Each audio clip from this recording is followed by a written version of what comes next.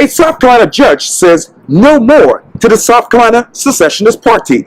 In this edition of Quintin's Close-Ups, I sit down one-on-one with attorney Roy Willey, who was involved in the case.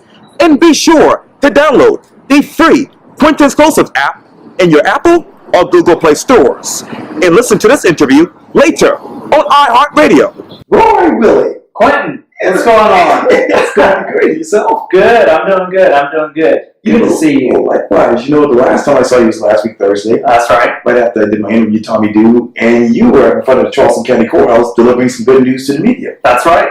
We were announcing the end of the suit that we brought against the Secessionist Party. As a matter of fact, a judge in Charleston County officially put an end to the South Carolina Secessionist Party, that is. And according to Channel 2, it reads this: it comes after a low-country mom sued the group, saying they put Confederate Flag stickers on her underage children, took pictures of them, and posted the pictures on Facebook. The judge ordered the party and their leader, James Messenger, to get rid of everything, online assets, materials, and organization altogether. And I know it took almost 2 years to get to where we are now. But what is the biggest difference between 2 years ago and right now in your mind? Well, I think, the objective of the case, from my client's perspective, was to make sure that if this picture ever surfaced in the future, because, of course, once something goes online, it's around forever. We know that. Her kids would be able to say, that their mom stood up for them, did something about it, and also that, she didn't want it to happen to other people's children. And I think, the biggest difference between where we were 2 years ago and where we are now with the resolution that we got here is A, she'll be able to say that, which was the objective, and B, we've essentially financially bankrupted an already morally bankrupt organization. And so they will not be able to operate as the South Carolina Secessionist Party going forward. We obviously, in capturing the online assets, got rid of a lot of their organizing power. They had almost 30,000 people on their social media, right. So they could send out one message and organize, pretty effectively at the drop of a hat. And so they won't be able to do that anymore. Let me break down a couple of things. The children, underage children, what are their ages? At the time, they were 7 and 8. Like you said, it's been about 2 years, and so, that's where they are now. But at the time of the incident, they were 7 and 8, down on the battery at White Point Gardens, right. Having a picnic with their mom, and she had an infant there with her as well. Fire truck came up, and like any 7-year-old little boy, her son wanted to go see the fire truck, and so she said, "Walk around with your older sister." That's when everything took place. And they said that obviously the Secessionist Party, now that the found Secessionist Party, took pictures of them on Facebook. Do you even know exactly how many photos they took? Well, I don't know how many they took, but they posted one picture of the two children with the Confederate flag on them, and then cropped that into a couple of other pictures. Okay. So as far as what was posted, it was the one photograph, and our understanding from the children is that the entire thing was pretty rushed. They had them holding them down pretty low. Really? They were aware that there was a parent in the vicinity, and so as far as we know, it's just the one photograph. And obviously, the judge basically ordered the party to get rid of online assets, materials, and the organization altogether, as you just mentioned. Right. What exactly are those online assets besides social media? Right. So the Secessionist Party had a website, had a blog, and had social media components. The social media components were really the most valuable assets because they did have so many followers, and as you know, being in the media business, followers and likes and all of that are valuable. Sure. And so really that was the main value that the party had. They didn't have any tangible assets in terms of real estate or anything else. It was really those online assets that made them who they were. Mm. And obviously those Confederate flag stickers, I know that might be a silly question, but how many were there stickers posted on the kids? So each of the kids had one. and the Secessionist Party that particular day was standing down at the point of the battery and basically distributing them to people who wanted them. I don't know who would want it, but presumably at some point somebody wanted it. So they were distributing those, and that's something they did as an organization often. They would take in funds for Confederate flags and distribute them. You might have seen it at parades in Somerville and other places. And so that's what they were doing on that day. How much money did they collect on that particular day? You know, I don't know. I don't know. I do know that after we brought the suit, they set up a legal defense fund where we're able to raise, some money, around $1,000 for that. I don't know on that particular day what they were able to put together. But they did have the stickers down there, and each kid had one sticker. So. And you also said this too. Individuals in America are free to organize. They won't be using the name South Carolina Secessionist Party.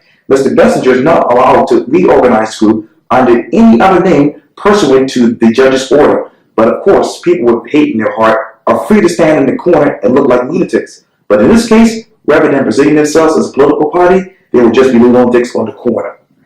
What else do you want to say to the Secessionist Party? Well, I think, the point of the lawsuit was really to end the organization, to show people that this is not normal, that we are not going to accept racism and hate in the Low Country and in Charleston. And, as I said there, people are free to organize. We have no doubt that people with hate in their hearts will stand down on the Battery next weekend with Confederate flags, as they have for many weekends before. But they won't be doing it as the South Carolina Secessionist Party. And I saw Mika Gadsden over the weekend, who I think Charleston Activist Network, and she said, I want to thank you for making racism inconvenient. And I think, that when she said that, I thought about it, and it really kind of hit me, because that's what we've really done here. Is, have we ended racism? Of course not. But we made it inconvenient for this group, and I think it's up to people of goodwill, every opportunity we have, to stand up, to say it's wrong, and to make it as inconvenient as possible. Where should the discussion about racism go next, in your mind? Well, I think in Charleston, we have a checkered past with race, obviously. I think that as of late, we have had a very vibrant conversation as a community. One thing that I will note is in our research and what we were able to find out is most of the people affiliated with the South Carolina Secessionist Party were not from Charleston. Its founder and leader, James Tyler Bessinger, lives west of the Ashley, but most of the other people were from off, as we say, and really used Charleston, I think, because of the historical convenience and context that they were able to, get out of it. And so I think, in Charleston, we have had a vibrant conversation with the Charleston Forum, with all of the community forums that we've had. And I think that we have to continue in Charleston to set an example, for the country and the world on what we recognize in the past that was wrong with our race relations here. And it's incumbent upon us to actually do more going forward. And I think, this suit was one small step, in that direction, where we show, that in Charleston we just don't tolerate hate. We may have a legacy of hate, but we are dead set on putting that behind us and moving forward together, as one community. And I think every opportunity we have, we just have to continue to spread that message of love and unity, and not only in our words, but also in our actions. Let me stay in the community, and let me talk about politics. Okay. Obviously, there's going to be a mayoral election here in the city of Charleston in November. Right. I know that obviously Charleston City Mayor John Tettenberg has announced that he will be running for re-election. But now you have people such as Harry Griffin, Mike Seekings and a couple other people who are going to vie for that particular seat as well. When you think of Mayor John Tecklenburg over the past 4 years to now, what still plays in your mind about him as mayor? Well, I don't know how we could do any better. Mayor Tecklenburg ran on a platform of quality of life, putting our citizens first. He has done that at every opportunity. I don't think you can find anybody walking down the street in Charleston that would argue with you that our mayor loves his city, loves his people. He is ever present at every community event, engaging with folks on all manner of issues. And, you know, to the extent that people have some issues with, you know, growth and development and things like that, I think if they look at his record and are informed, they'll see that he's done everything that he can to make Charleston a more livable city. And candidly, you know, we've had some good people express interest. I haven't heard Councilman Seekings announce, including when you interviewed him the other day. I was waiting for that. I haven't heard an announcement from Councilman Griffin or anyone else, but they're all good people. But I think when it comes down to it, I just don't think we can do any better than John Tecklenburg at this moment. I think he is a mayor for the moment. And of course, I'll be supporting him. And you talked about the moment. I was just walking into your office and there was some news about President Donald Trump. Where are we in this country about really what's going on in Washington?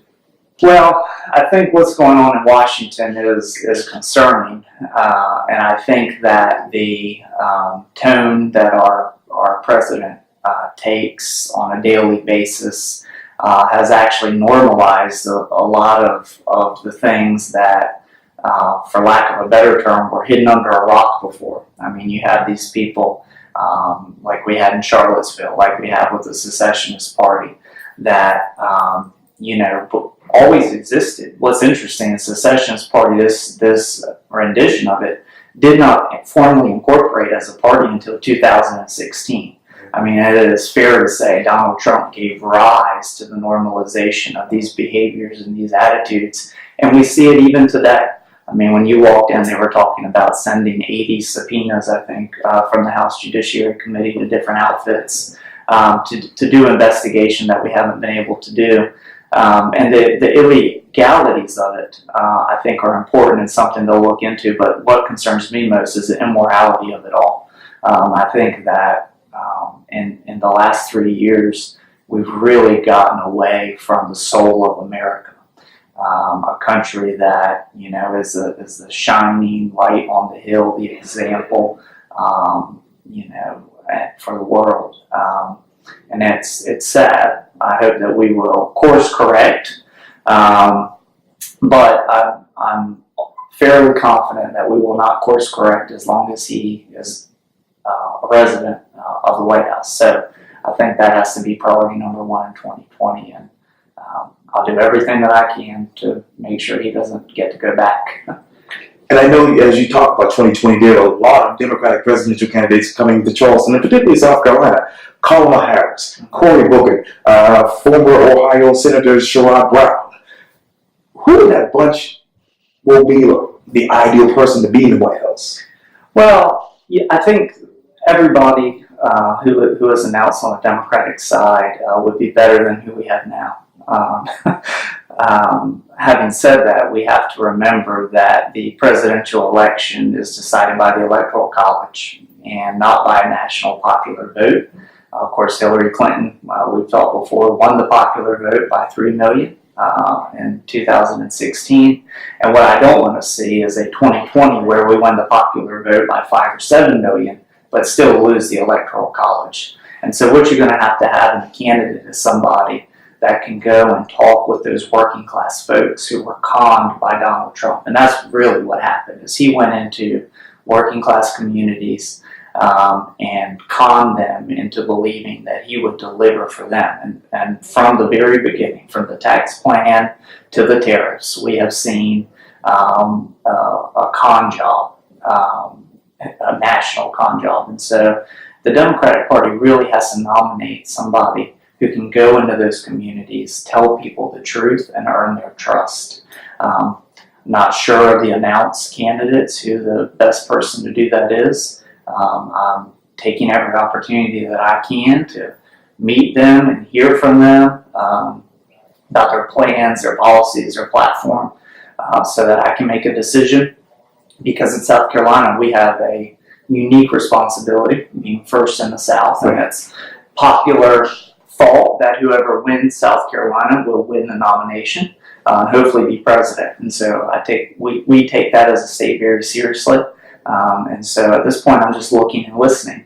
But I think any of them will be better than what we have now. What else are you listening to right now? Well, listening to a lot of things. We have a lot going on locally. Sure. And in the community. We have a lot going on the statewide level. And I think that what we have to really continue to look at is what are we doing in local politics that affects people's lives, and we have the education reform bill, which is coming up. We have ongoing issues with offshore drilling and seismic testing. And so just really staying engaged in those issues, I think is important for everyone. It's something I'm trying to do, to make sure that our voice as a low country is heard. Roy Willey, thank you so much for your time. I really, really appreciate this. And again, my cameraman, he's gone. But we did a great job. Thanks.